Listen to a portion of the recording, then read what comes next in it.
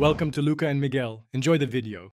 Sign into Web of Science with institutional access and enable full export permissions. Use the Advanced Search tab and write queries with field tags. Combine terms using and, or, not and parentheses for precision. Limit your retrieval by publication years, document types, and research areas to reduce noise.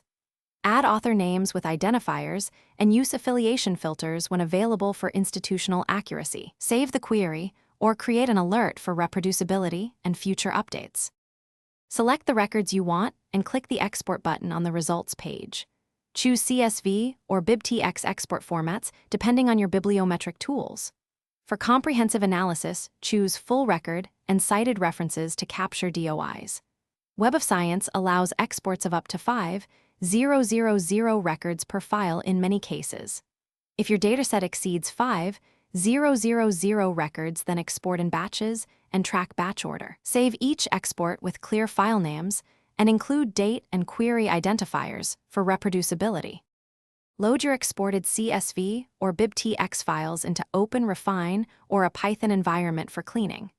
Normalize author names, merge name variants, and resolve affiliations into consistent institutional labels. Standardize journal titles and convert publication dates to a YIMM format for temporal analysis.